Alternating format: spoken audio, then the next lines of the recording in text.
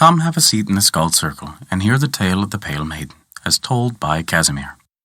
Before we begin our tale, did you know that we release new stories for free every week on Wednesdays? Be certain to subscribe to us on Apple Podcasts, Google Play Music, Spotify, Podbean, or whatever your favorite podcast app is. That way, you'll never miss out when we release free bonus stories other days of the week.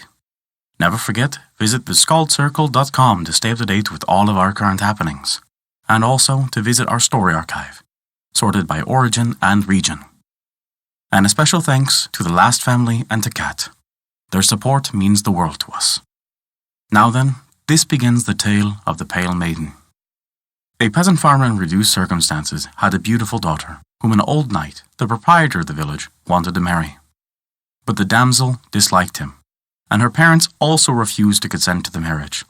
So the proprietor persecuted them in every way in his power, and so oppressed them with forced labour and ordered them to be beaten on the slightest occasion, that the poor farmer could hold out no longer, but determined to remove from the village his whole family. In the cottage in which the farmer dwelt there was something continually grating behind the stove. But though they searched several times and turned the seat constructed at the side of the stove upside down, yet they were unable to discover aught.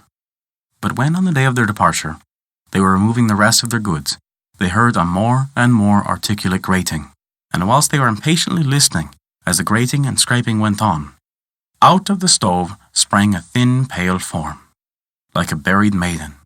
"What the devil is this?" cried the father. "For heaven's sake!" screamed the mother, and all the children after her. "I am no devil," said the thin, pale maiden, "but I am your poverty.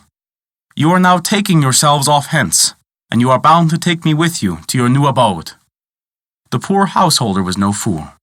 He bethought himself a little, and neither seized nor throttled his poverty, for she was so slight that he could have done nothing of any consequence to her. But he made the lowest possible reverence to her, and said, "Well, your gracious ladyship, if you are so well satisfied amongst us, then come with us. But as you see, we are removing everything for ourselves. So help us to carry something, and we shall get off the quicker." Poverty agreed to this, and wanted to take a couple small vessels out of the house. But the householder distributed the small vessels amongst his children to remove, and said that there was still a block of wood in the yard which must also be taken away. Going out into the yard, he made a cut in the block, just above with his axe, and then called Poverty, and politely requested her to help him remove the block. Poverty did not see on which side to lift the block, till, when the farmer pointed out the cleft to her, she put her long, thin fingers in the gap. The farmer, pretending to lift the block on the other side, suddenly pulled his axe out of the cleft, and Poverty's long, thin fingers remained squeezed in the block, so that, being utterly unable to pull them out, she shrieked out immediately in what pain she was in. But it was all in vain. The farmer removed all his goods as well as his children, quitted the cottage immediately, and returned to the place no more. When the farmer settled in another village, things went with him so prosperously that ere long he was the richest man in the whole village. He married his daughter to a respectable and wealthy farmer's son, 20 years old, and the whole family prospered. On the other hand, the proprietor of the first village, the oppressor of these poor people, having to assign vacant cottages to fresh tenants, came to inspect the cottage left vacant by the reduced farmer, who had refused to give him his daughter. Seeing Poverty beside the block, complaining of the pain in her fingers, he took pity on the Pale Maiden, took her fingers out by means of a wedge, and set her completely free.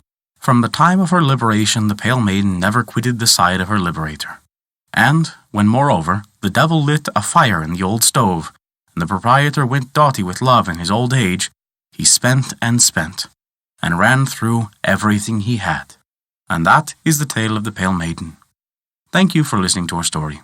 If you enjoyed it, please take a look at our Patreon page to learn how you can earn great rewards while also supporting us.